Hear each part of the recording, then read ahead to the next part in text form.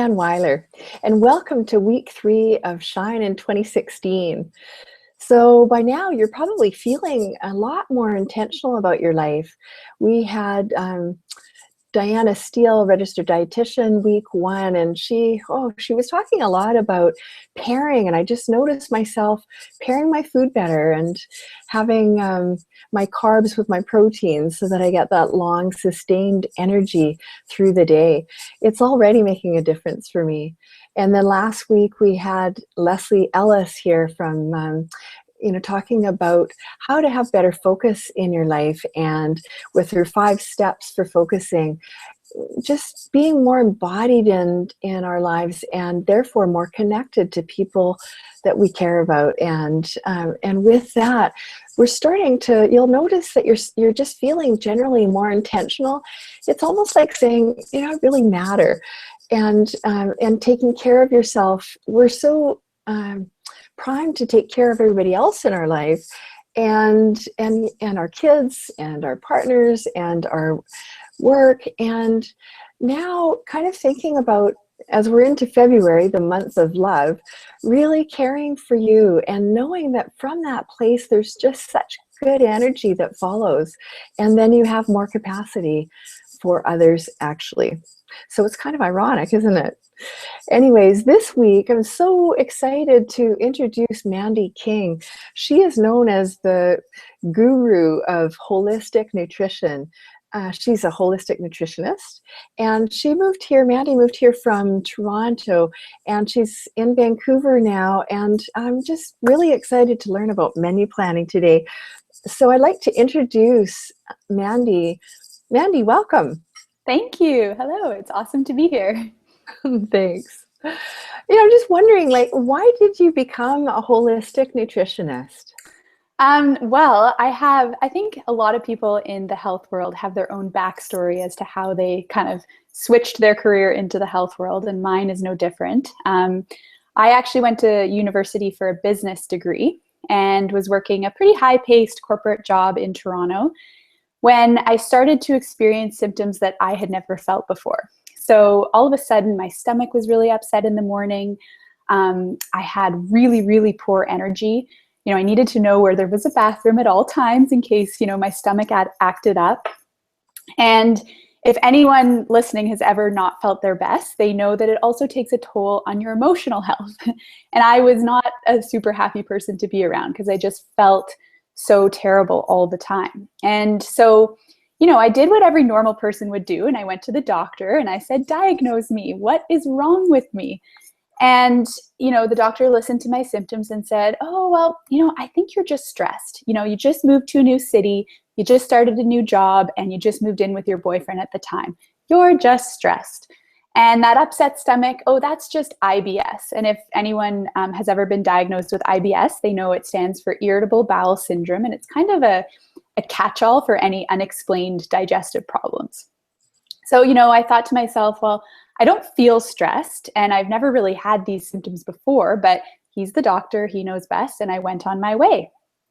And about 6 months later, I was walking around my condo one evening, and I fainted. And I tried to stand up, and I fainted again. I actually couldn't stand up without continuously fainting.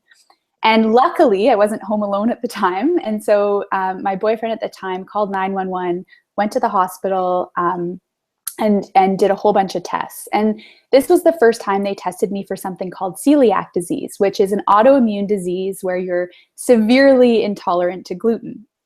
And I thought to myself, there's no way I have this. I eat cereal for breakfast, I have toast for a snack. I've done that my whole life. There's no way. And sure enough, when the tests came back, I did in fact have celiac disease. And so, the very next day I cut out gluten because there was nothing worth eating that was going to make me feel this way. And my symptoms improved a little bit, but they still weren't, I still had the upset stomach. I was still really tired. I was losing more and more weight. And, I didn't have a lot of weight to lose from the beginning. And so this lasted for another 2 years where I was going to and from the doctor. No one really knew what was wrong with me. And eventually I went to an alternative healthcare practitioner, and they tested me for a parasite. And it turns out that I had a parasite. And without knowing a ton about my health history, they said, I think you've had it for about 2.5 years. And 2.5 years dated back to when I was traveling in Southeast Asia. And, if anyone listening has ever been to Southeast Asia, you know that it's very different water, it's different food, it's different ways of storing your food. So it's really no surprise that I came back with something. And, sorry. Yeah, no, I'm just actually sort of, from what you're saying too, when we do get things like that, it's almost like our bodies let us down. And so the sense of, it's great to have the collective of information available. So, going to see your doctor first is always a wise first step. Totally. And then actually realizing that there's more information available, to kind of start feeling empowered in your body and not kind of like your body's let you down with this. Yeah. Your pathway there. So you started to have confidence, it sounds like, in sort of seeking more information. Totally. And that's one of the things, the messages I always give people is, if you haven't got the answer you're looking for, keep looking at other avenues. There's always someone that's going to be able to tell you what's going on. It just might take a few tries. So long story short, I ended up in the world of holistic nutrition. I went back to school because this field really interested me. And I now run corporate wellness programs with top Canadian companies, including Google, Facebook, Unilever, PwC. And I also do one-on-one coaching and have an online business. So I really help people with digestion, with low energy, losing weight, all of those fun things so people can feel their best. So speaking of digestion, so how does that play a role in energy, digestion? Yeah, that's a good question. I would say the first kind of piece of digestion and energy is that if you're not digesting your food properly, you're not getting your nutrients. And so you're not going to, have the energy and feel as good as you can. That's kind of at the most basic level. But you can take it a step further by thinking about, 95% of your serotonin, which is a neurotransmitter, something that kind of makes you feel happy in a roundabout way, that's a simple way of putting it, is actually produced in your gut. And so if you have issues with your digestion or your gut something's wrong with it, chances are you're not producing the serotonin that you should be. And so from an energy perspective, if you think about energy in terms of, feeling happy, feeling good, it's very hard to feel good when you have compromised digestive health. Yeah, and it's just, I think it's so interesting to kind of think about how much comes from our gut. And with Diana Steele, we were talking about probiotics. Are you an advocate for probiotics then? Absolutely. Even myself and with my clients, I've noticed that's one of the supplements that has a huge impact on everybody.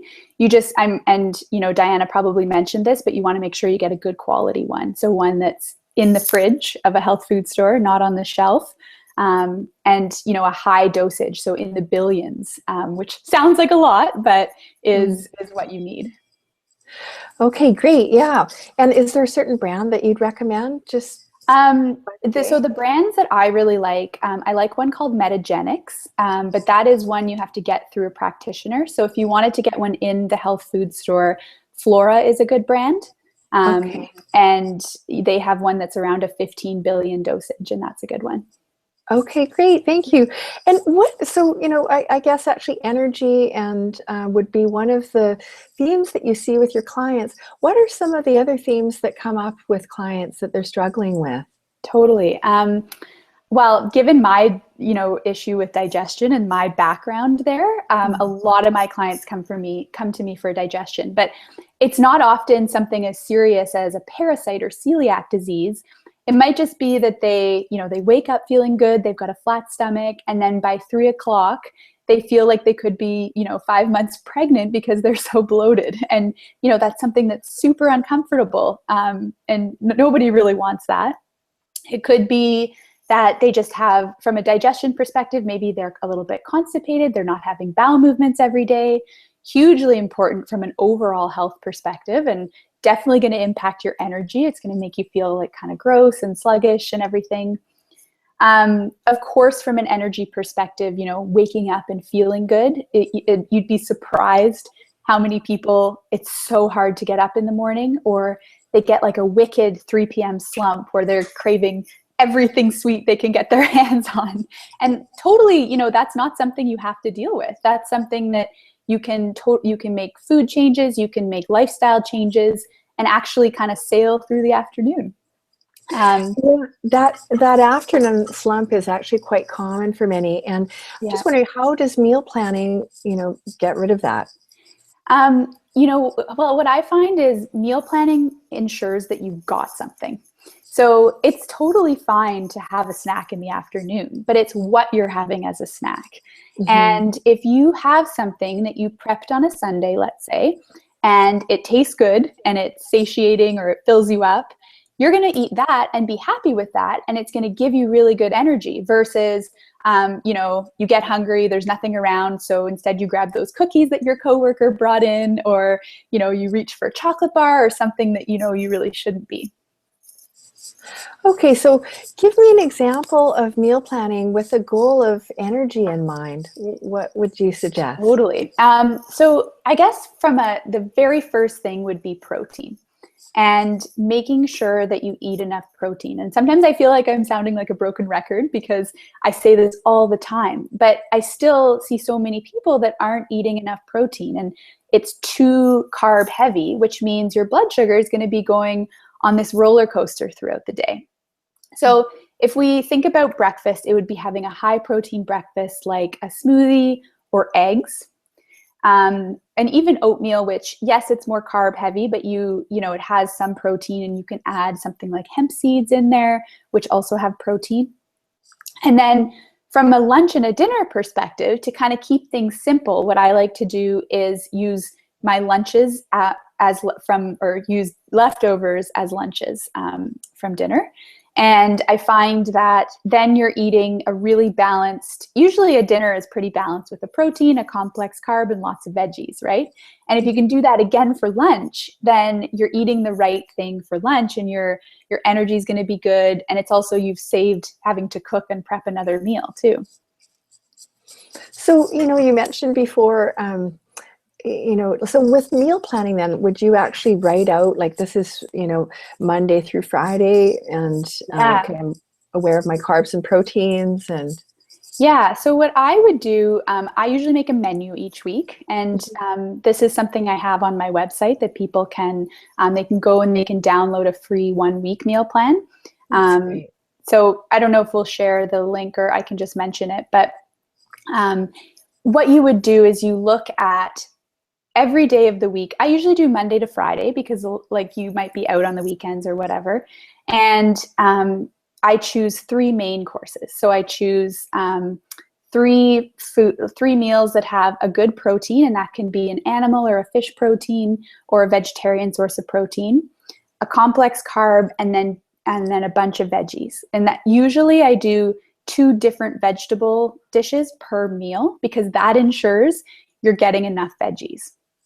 And what I'll do is I'll literally map it out and say, Monday I'm going to have this meal.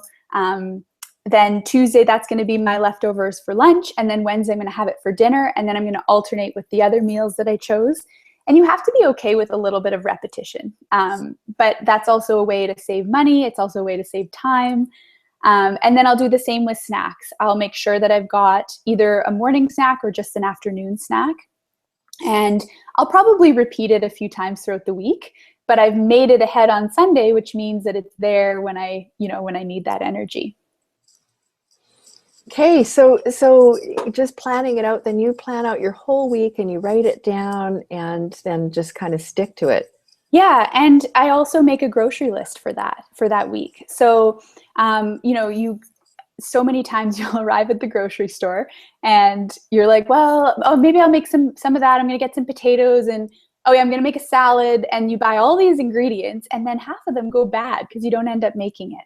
And so I grocery shop only with what's in that meal plan. And it sometimes feels like you're buying a lot. Like those first couple of weeks that you meal plan, you're going to be like, oh my gosh, my grocery list is huge.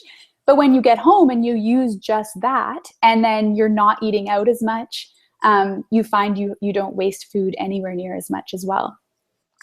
So kind of as a general guideline, I would choose 2 breakfasts, 3 main courses, and 2 snacks.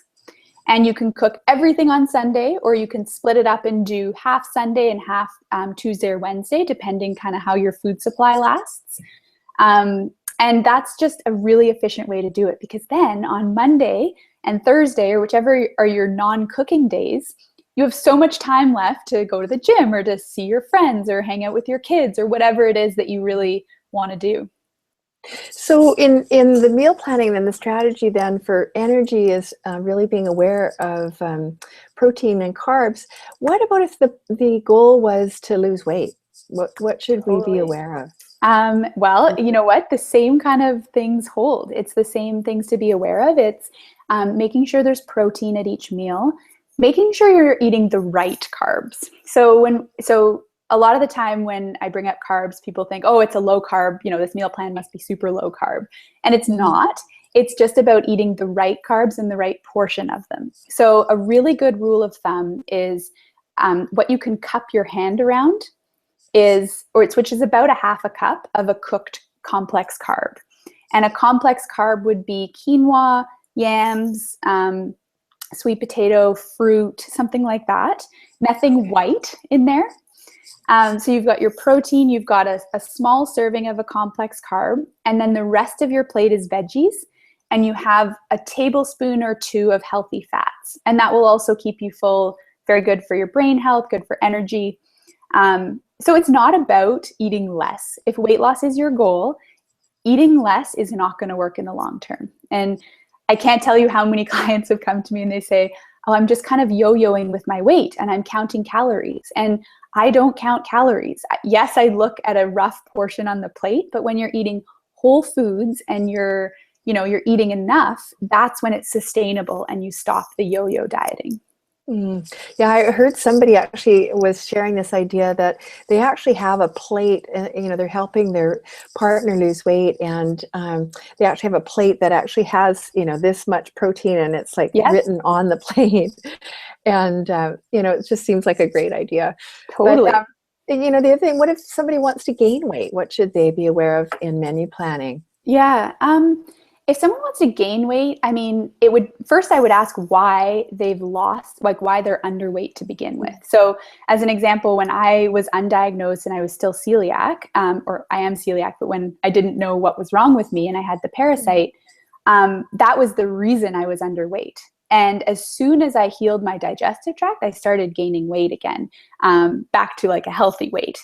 So I would probably look at somebody's gut health and their digestion first, and do a full digestive healing protocol, which typically it starts with food, but it also adds in some supplements in there, because a lot of the time when you're trying to heal something that's really out of balance, you need to take it a step further and kind of do therapeutic doses of supplements just for a short time until they heal. And then once they're healed and you start eating just regular foods that are whole foods, not packaged and processed, you will put on the weight and kind of get back to what should be a healthy weight for you. Yeah, I just wanted to say, Mandy, it must have felt so good to finally get an answer to the problems you were having with celiac. And, it's kind of now become a bit of a calling for you, really, to help people who are feeling kind of betrayed by their bodies for whatever reason, getting out of partnership. And it's energizing to kind of start to have the answers and for sure. Yeah, get that information out. So one other thing that just kind of it struck me, you were mentioning before about breakfast, and we've talked a little bit about shakes, and I'm just wondering, what's the secret ingredient in shakes for like really good energy for the day? Yeah, good question. So it's so funny. Whenever I do a corporate presentation or I talk about energy, I always ask people what they put in their smoothie. And I always get the answer, well, not always, but a lot of the time, I get the answer orange juice as the base. And then people say, oh, and I put a banana and a cup of berries and a bit of mango and some pineapple. And yes, on its own, fruit is healthy in small amounts. But when that's what you're starting your day with, it can be a lot of sugar, especially if you think about a cup of orange juice has like 20 to 25 grams of sugar. And you might even be putting more than a cup in there. So you're starting your day with a ton of sugar. So what I always say to people is make sure that you're using a non-dairy liquid or water. And I say non-dairy because a lot of people are actually lactose intolerant. So that milk, or the cow's milk, is causing symptoms. And it might be digestion, it might be skin, it could be headaches. There's all these different kind of symptoms that come out of a lactose intolerance. So start with a sugar-free liquid. And then you want to only put a half to 1 cup of fruit, because fruit is still sugar. And oftentimes the protein powder that you're going to add is a little bit sweetened. So that will give it the nice sweetness that you need. And when you're eating whole foods too, all of a sudden fruit becomes relatively sweet tasting. You know, if you're not eating a lot of real or processed sugar, you're like, wow, this apple is so sweet. Oh, sorry. I just wanted to say to you, on the topic of fruit, I've heard like eat local fruit, like things that are grown in the area that you're living. So for people that are listening on the call right now, there are some people in Mexico, and they would have more tropical fruit, like it's available to them there. And say, for instance, in BC, we've got more apples and plums, and those are the kind of fruit that's grown here, and our bodies are in line with the produce that we grow actually locally. Can you speak to that? Yeah, absolutely. I mean, a lot of the fruit, that you would see at the supermarket or something has been traveling for up to 3 weeks before you eat it. And by the time you get to it, it's lost a lot of its nutritional content. So not just fruit, but food in general, if you can eat it locally, that's the best thing you can do from a nutrient perspective. I mean, the ultimate would be if you have a garden and you can grow your own fruit and veggies, but not everyone does. So of course there's farmers markets. And what you can do is, with produce that's fresh at the time, and fruit's a perfect example of this, buy it local and freeze it. Freeze it right away. And then in the winter, you've got your local berries. Freezing it actually keeps a lot of the nutrition content. So it's a really good way to eat local in the seasons that it's hard to do that, especially in Canada. And I could see that, if you're in a tropical climate, you've got more pineapple and high sugar kind of fruit, but you're probably sweating a lot more. So you're able to, move it through your system. Absolutely. And I think that's something to note for people that are in a northern climate, is the fruit that's grown in a cooler climate like Canada or the northern United States tends to be a little bit lower on the glycemic index. So if you're thinking back to this energetic smoothie in the morning, again, the less sugar you can have in there with, fruits that are grown like apples, berries, pears, peaches grown in Canada, the better it can be for your energy. Okay. And then kind of going back to that smoothie, the one other thing you've got to add in there, or two other, I guess, is one is a protein powder, and ideally a plant-based one. And then the last thing is a healthy fat, because that's also going to keep you full. And that could be something like coconut oil, flaxseed, chia seed, hemp seed, just a tablespoon or two. And that's going to keep you going energetically for the morning too. So say a little bit more about the coconut oil and adding like a tablespoon or something like that of oil. What does that do for us? Coconut oil is, it's such a good ingredient. So coconut oil is actually a medium chain triglyceride, which is the type of fat that it is. You don't need to remember it, but essentially what that means is it's converted into your body, converted in your body into energy very quickly versus being stored as fat.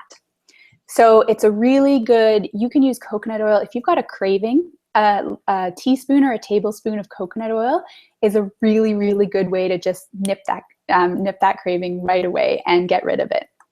Wow. And I can't imagine actually just taking a tablespoon of coconut oil. You know what? Craving. I might. It's not for everyone. Definitely not. But I'll try it. Yeah, I promise you it works. Chocolate bar or coconut oil. Okay. Yeah. And I'm teasing. From a nutritional standpoint, the coconut oil is really, really good. There's more and more research showing that saturated fats are really, really important for brain health. So coconut oil, even good quality grass-fed butter or ghee, also really good for preventing Alzheimer's and kind of as we age. Hmm. Good to know that, right? Really good. And so, okay, so we've got coconut oil, we've got a great shake in the morning, Yeah. and we're planning for the week. And I want to ask you a little bit about shopping. Like, what is the best way to go through the grocery store so that we make sure we get all the right stuff? Like, how do you shop, Mandy? Yeah, so it's interesting because my background is in consumer packaged goods where all the products were in the center of the grocery store. That was pre-nutrition days. Now that I'm a nutritionist, I shop the outside of the grocery store. And I would say there's very little reason to go into the center aisles of the grocery store because those are the foods that are typically pretty processed, they're packaged, they've got added sugar, added salt, added everything. And if you're looking, if energy and weight loss and good digestion are goals of yours, you kind of want to stay away from those foods. So what I do, again, I've got my grocery list, so I know exactly what I'm buying that's going to go towards the meal plan. And I'll start with some protein. And sometimes I'll actually get my protein at a butcher because I want to get good quality protein. So what good quality means is grass-fed if it's a red meat, or wild if it's fish. On chicken, it's organic and it's been the chickens are not cooped up and have no living space and they've been fed the right things. And then I will stock up on produce. And a really good way of choosing the best produce is to follow something called the Dirty Dozen and the Clean 15. So I don't know if you've ever heard of that. The Dirty Dozen and the Clean 15. Yeah, the Clean 15. So what that is it's a guideline for buying organic and non-organic. And what it does is it kind of saves money because there's certain produce items that are highly sprayed, tons of chemicals on them, but not everything is. And so you don't need to be paying more for something that you don't actually need to. And so there's a list, you can just Google it, called the Dirty Dozen and the Clean 15. And the Dirty Dozen tells you the 12 worst produce items that you really should be buying organic. And the Clean 15 are 15 produce items that you don't need to buy organic. And just off the top, what is the most sprayed produce item? So a good rule of thumb is anything that you're eating the skin, you typically, or doesn't have skin. So spinach, berries, bell peppers are really bad, cucumbers. Those are ones that you want to buy organic or they're on the Dirty Dozen. And then things like avocado or lemons or I'm kind of blanking on some other ones, pineapple, where they've got a thick skin and you're not eating it. Bananas as well. Those are ones you don't need to buy organic. Yeah, that makes total sense. Just by what it looks like. Yeah. So now I'm shopping at my grocery store. I'm going to go outside in. So outside is where the produce is and the meat and fish, locations are, and keep going. Okay. So then, of course, you're going to need some packaged stuff, right? And a lot of the time, I guess it depends what you're making. I usually have stocked up at a health food store in terms of a lot of the packaged things. So as an example, kind of give you the top packaged pantry items that I would buy. But instead of soy sauce, which has gluten, I would buy tamari, which is a gluten-free, just a cleaner soy sauce. It still tastes the same. But a lot of the time you might have to get that at a health food store. I cook with a lot of coconut and almond flour. And sometimes you can find those at the grocery store. And if so, they would be in there's sometimes like a healthy food or a natural food section. That's where I would find those items, but definitely a health food store will have them too. And then also just nuts and seeds that aren't in a flour, like pumpkin seeds or just regular almonds. And you can get those in bulk at the grocery store, or you can find them at places like Bulk Barn or Costco, actually. Yeah, that's an interesting tip that I'll just throw in there is Costco has a lot more really good health food stuff in bulk quantity. So it's much cheaper because these things can be pretty expensive to buy. So, chia seeds, we get a lot of nuts there. We get our coconut oil at Costco. And it's the same brand. So it's not even like it's a poor quality item. And so when you buy, sometimes when I buy like some of the things like rice or whatever, you know, Yeah. they can get those moths or whatever they're called, right? So do you just keep everything in the freezer? Or? I do so rice I don't. Rice I keep in a package. I try to store things in a glass container versus plastic. So I have a lot of those 1 liter mason jars at home, and I'll transfer. So for example, like I have flaxseed that I pour into there and then get it out of the plastic bag. But I do find I put nuts and seeds in the freezer because they can go rancid quite quickly once they're open. But things like grains and stuff I keep in the pantry. Okay, great. So yeah, I'm just kind of thinking that, so you're going through and you're going outside in, and then just, you've got a list, right? Is it Yeah. important to have a list with you when you go shopping? Totally. And this is one of the things that when my clients get my meal plans, it's got that grocery list in there and it's organized by section. So they're in the produce. It's like, this is the fruit I need. These are the greens I need. These are the veggies I need. Then off to the protein section or the deli where you might be getting, actually that's a section we didn't talk about, but at the deli, I really like to get hummus. You can make your own hummus, but it's one of those things, just save time and get the packaged clean hummus. And sometimes some fresh salsa. Salsa is a really good flavoring kind of tool to use on fish or chicken or whatever. And so you've got your grocery list organized by section. And so you do your produce, you do the deli, you do your protein, whatever packaged foods you need, and then you're out of there. And because it's organized, it's really quite quick. You're not in there for a long time. And when you're shopping, do you make it a family event? Like, do you go with your partner, or do you just get this done efficiently? Are you the one that shops? It depends. Typically, my fiance shops because I do the cooking. And he has this weird thing where he wants to be at Costco at 10 a.m. on a Sunday because he doesn't want to wait in any lines. And I did not go with him 2 days ago. But we sometimes, if we're going up to we walk up the hill, there's a Safeway close by. We will go together just for fun, but usually he does it and then I do the cooking. I would say it depends if I don't have kids, but if you've got kids, I know it can be a little bit more work to take them, but they also might enjoy it, and you can teach them, what you're buying and show them the different produce. And it's a really good way for them to learn new foods. And I just want to say, good partnering, that you've got, that he goes to do the groceries and then you make the meals. Or it's just nice to kind of get a rhythm going in the family. It makes life less stressful when you're both working. Yeah, for sure. Yeah, so I just wanted to ask as well, what about picky eaters? So for people that have got, kids that are, they don't like this or they don't like that, what do you do about meal planning around that? Yeah, that's a good question. I mean, every family is different in terms of how picky their kids are. And so there's a spectrum. What I can say from a nutrition perspective is the younger that you can have your kids eating these different foods, the better, because their taste buds are going to be introduced to these different flavors. If you do have, let's say you've got kids that you tried to introduce foods, it just didn't work, they're still picky, there's certain ways you can sneak foods in there. So for example, the smoothie, you can stick some spinach in there. You don't taste the spinach, I promise. Even the faintest of heart would not taste that spinach.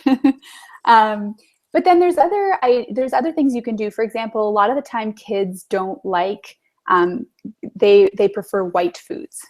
But not all white foods are bad. So cauliflower is a great example. That's a white food. Chickpeas, I mean, it's white-ish. They're more brown, I guess. But, it's a light-colored food. It's not green. Quinoa is a good one for that as well. So there's all these onions and garlic, these foods that look white but have incredible health benefits. And so it doesn't, yes, you want your kids to eat as many greens as possible, but, there are other ways of getting their veggies in there. Okay, great. And, it's so interesting about white food, and now we're looking for, color and having and eating across a color range in terms of fruit and vegetables as well. Yeah. Can you say something about that?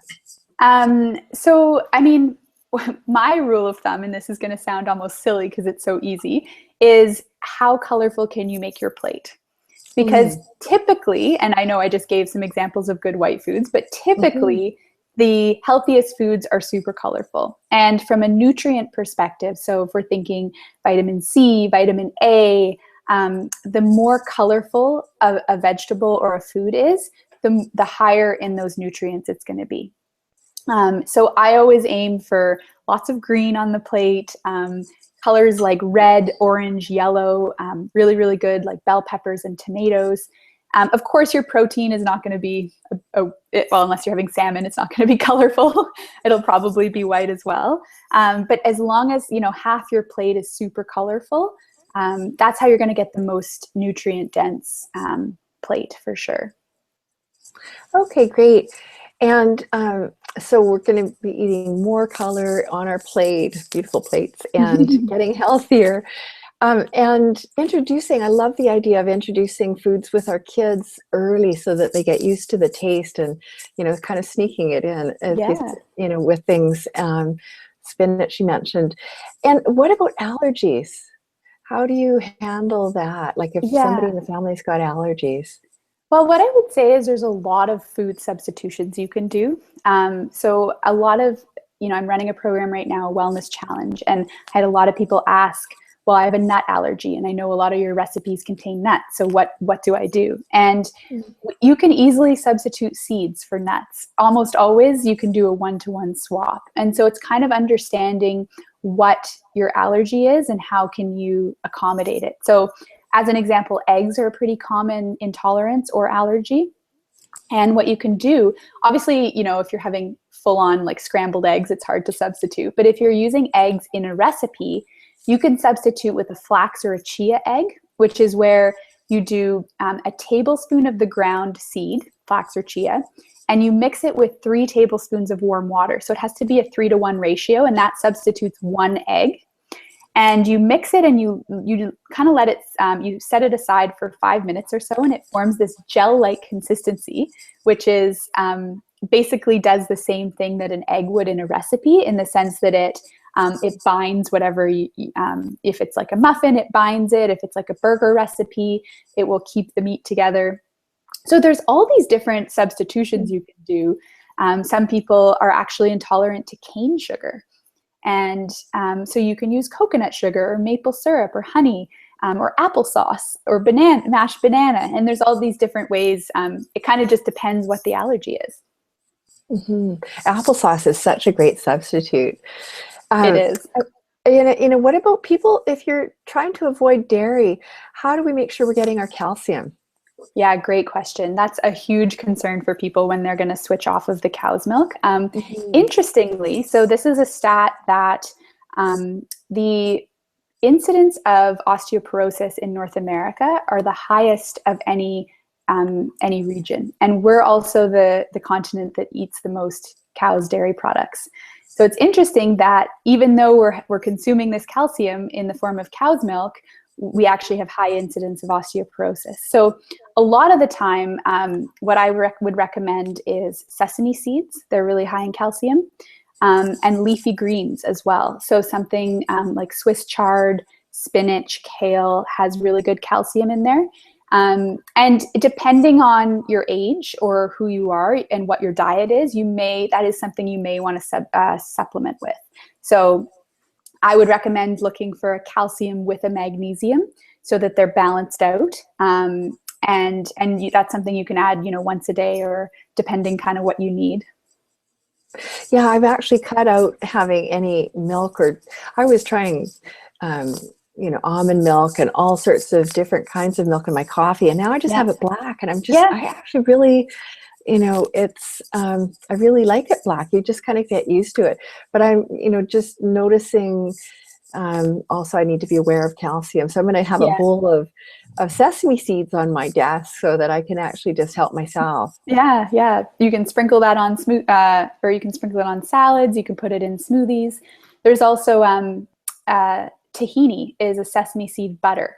And that's a really good way to use to make a sauce creamy without without actually putting like cream or cheese or whatever in there. And that's high in calcium because it's tahini, or it's sesame seeds based. Oh, okay, great. Yeah. Okay, great. Now I have to ask you, so what if people are eating well, they're choosing all the right foods but they still feel like their energy isn't great? What should they do? What do you recommend? Well, the first thing I would actually kind of ask them is about their stress levels. So stress is a huge energy suck for people. And the thing is it might be the obvious, like work stress or relationship stress, but it also might be something less obvious. So that might be food sensitivities. It might be that they're over exercising, consistently negative thoughts, or just, down in the dumps. That can be stressful. And what happens is when you are stressed, and I'm talking chronic stress, I'm not talking about, I had a stressful day one day, you recover from that fine. But when you're under this chronic stress from relationship or work or whatever, it can actually alter your body's cortisol levels. And if your cortisol levels are out of balance, that's going to really impact your energy. So this is something I see with women that are the type A personalities. A lot of the time they've been go, go, go for so many years, and it really takes an impact on has an impact on their cortisol. Another group that I see it with is women that are entering their perimenopause or entering menopause, because their adrenal glands are taking over, which adrenal glands produce cortisol. Their adrenal glands are taking over for the rest of their hormones as well. And so what I do with clients is I test their cortisol levels. And a lot of the time what we'll find is either their cortisol is too high, which means they're probably having trouble sleeping, like they're waking up in the night, they're feeling tired and wired, they're having problems concentrating, or it's too low. And that's where, chronic fatigue, like it's hard to get out of bed, again, hard to concentrate, hard to just do the normal things in life, like make dinner because you're just too tired. And so what we'll do is we'll test that, and then we come up with a plan using typically supplements and food to get that cortisol back to where it should be. So what kinds of foods, if somebody, let's say, had chronic or sort of low-lying anxiety, let's say, what kind of foods should they be aware of not to eat, or what kind of food should they be eating? So to balance that out when I'm thinking about menu planning. Yeah. So the first thing I would say from a food perspective is get rid of foods that you might be intolerant to. So the top two for that is gluten and dairy. And that's not everyone is gluten and dairy. So I say that because it's the two most common. Other ones would be eggs, soy products, peanuts. Those are common intolerances. And interestingly, we don't necessarily make the connection that what you're eating is causing your anxiety. But if it's a food that you're intolerant to, and it's causing your immune system to be in overdrive, that can cause you to feel anxious. So that would be the first thing I would say you want to remove. Other foods that can have an impact on anxiety and your energy would be caffeine. Caffeine can definitely elevate cortisol. It can make you feel more anxious. Some people even dark chocolate or any form of chocolate, and sugar, of course. Sugar is a huge one as it relates to anxiety. So what if you remove those foods, and then what you can do is you can replace your coffee with green tea or herbal tea.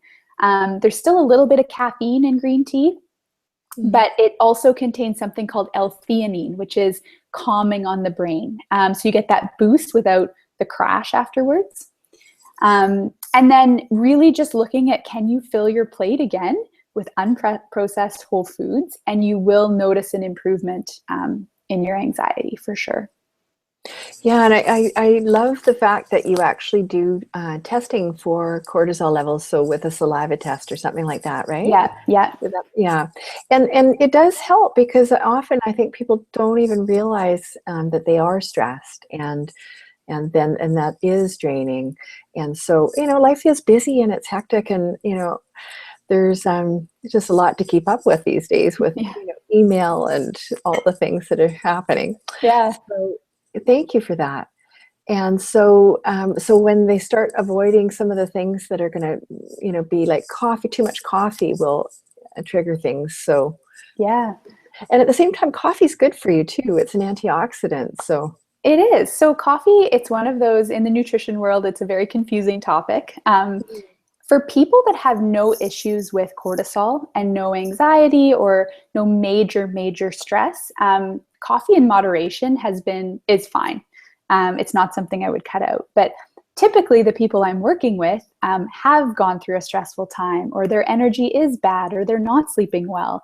And so those are the kind of times that then you look to at least reduce the coffee. Like maybe you go from 3 cups a day down to 2 and then down to 1 versus going cold turkey. It kind of depends on the person. And another thing that people don't make the connection with is that if your cortisol is out of balance, and let's say that you're having a lot of coffee, high cortisol can prevent you from losing weight. And so when I have a client that comes to me and they say they're eating well, but they can't lose weight, we look at that stress, and a good sign of that is weight gain in the belly area. And if we can reduce that stress, they may lose weight. And so then all of a sudden it makes sense to cut out coffee. But everyone's different, and it can be a healthy food for some people, or drink for some people. yeah, and actually the other thing too, I was just thinking back to your comments before about some products that are sprayed, just to mention that organic coffee is really important. It's one of the most sprayed products that we are exposed to. Totally. And that's another reason why some people don't feel great drinking coffee. It's actually the spray on there versus the coffee itself. So always opting for organic is a good one for that. Yeah. Mm-hmm. And even asking, if you're going to a coffee shop, ask if their coffee is organic. Totally. You can get more coffee shops onto organic coffee. Yeah. Great. And so how do you feel about journaling, for clients to journal so they can kind of track their mood levels, and create more awareness? Absolutely. It's a great tool. Usually when I use journaling with my clients is when we've tried to cut out a food, let's say, and their symptoms haven't gone away yet, which definitely means it's either another food or it's something else that they're doing in their life. And without following them around for a week, it's hard to know exactly what they're doing. And so I get them to complete a meal diary or a food journal, and it will say, okay, what did you eat and drink? But then how is your digestion and how is your energy? And it's very interesting. You can look at a week or even at like 3 or 4 days, and you see these patterns with people, and you see that, oh, well, every time that they ate a legume, let's say, their digestion was messed up, but they hadn't made the connection. And so that's where I come in and say, okay, well, we need to remove that from your diet. And all of a sudden their digestion improves, or we need to remove it for a time anyways. I also, there's another side to journaling that's not really food related that can be really good from a stress perspective. And that's just actually journaling your thoughts. And that could be a gratitude journal where you write down 3 things you're grateful for every evening. Or even you can do what's called a stress inventory. So you write down everything you can think of that's stressing you out. And that could be like, my fiance didn't grocery shop, or I haven't sent that email, or the house is a mess. And you write that down, and then you leave it for a couple days, and you come back to it, and you come back with a fresh set of eyes. And when you look at it the second time, there's going to be these things you can do, not everything on the list, but some of the things you'll be able to change. And what you do is you write down that action item of how you're going to change it. Like, oh, well, you know what? I'm going to clean the house tonight. I'm going to send that email today. And all of a sudden you've eliminated, a third or a half of the things that were on this kind of stressful list. So just a little bit of a different take on journaling as well. Yeah, I'm a firm believer in journaling, and I've actually really encouraged the community with Shine in 2016 to start a journal, because already from, we're in week 3, you'll have, 2 things that you want to really incorporate each week that through the series, and it really does make a difference. And even writing it down, the brain actually really anchors and really lets that information land. And so I just wanted to say, because I think, everybody that's on the call is pretty motivated to want to do the things that are going to make a difference. Yeah. What about people that you live with that you just can't seem to kind of get that fire under their butt to get going? How do you motivate, that family member or friend that you just see is just, not applying the best information in their life tools? That's a great question. I mean, in my experience, you can't force this on anybody. And if you do, they're going to run away from it even more. And so you kind of have to lead by example, and, you eat or you do what you want to do. And then you maybe talk about how good you feel, or you talk about the difference it's made, and people are interested. Everybody wants more energy. Everyone wants to feel better or be able to handle more, or, work through their stress. And so when they see someone that can do it, they're interested. And I think leading by example is the best way to do it. And if you force it down someone's throat, they will not do it. Okay. Yeah, I think that's so true. Just to, be the change, as Nelson Mandela Yeah. said once. So we've got a couple questions here. I just want to, there was a couple email questions that we got. One question from Heidi, and she says, I think meal planning is a great idea, but I find it really hard to do. Maybe outlining a plan for those who are new to meal planning. Is a 5-day meal plan realistic to start with, or should it be 3 days? What do you recommend? Oh, yeah. I mean, I think it can be overwhelming if you don't know where to start. So the first thing I'm going to say is go to my website, which is healthyeatingandliving.ca/free-meal-plan, and you can get one that's totally done for you. So that can take out some of the oh my gosh, what do I actually do? But start small. It doesn't have to be a full week. So I think 3 days is an awesome amount. So what you would do if it was 3 days is you would choose 1 to 2 breakfasts. So let's say 1 smoothie and 1 oatmeal dish. Let's say that, because both are really easy to make. And then choose 2 main recipes. And what you're going to do is you would alternate 1 for lunch and 1 for dinner for a few days. And when you make that main, make extra. So if the recipe calls for 2 or serves 2, make triple. And then you've got 6. And if you're cooking for somebody else, the 2 of you then just have 3 meals done. And then make 1 snack and set aside the time on a Sunday. So, it's not what you want to do on a Sunday when you're sitting on the couch or you're just relaxing and you're like, oh, I have to cook now. But as soon as you do it, it's so worth it. And I went through this exact thing on Sunday, and I was dragging my heels. And oh, I don't really want to do it. And I did it, and I'm loving what I'm eating this week. So start small, use the free meal plan that I have as guidance. And I think that's some good advice. It's empowering, isn't it? Like, to be planning and to be intentional. I've noticed a difference in myself, even just for me over the last, 3 weeks, just feeling really excited about every day because I'm, kind of being more intentional. Yeah. And I hope everybody else is too. We have another question from Christian. He says, I'm one who shops for a couple of meals with a protein in mind, but not sure what taste I'm really looking for, whether it's Mexican or Thai or Asian. Is there a way to keep meal planning original and interesting? Totally. So what I do is I have a few different cookbooks or blogs that I follow for inspiration. And what you can do is you can type in, and obviously I have a lot of recipes on my blog too, but you can type in the search button the ingredient you want. So if you want to make a chicken dish, you search it on, your go-to websites, and all their recipes with that ingredient will come up. And so then, you've got these different people's takes on how they make chicken. And so you might end up with a Thai dish one night or Mexican another night. And that's a really good way to keep it fresh.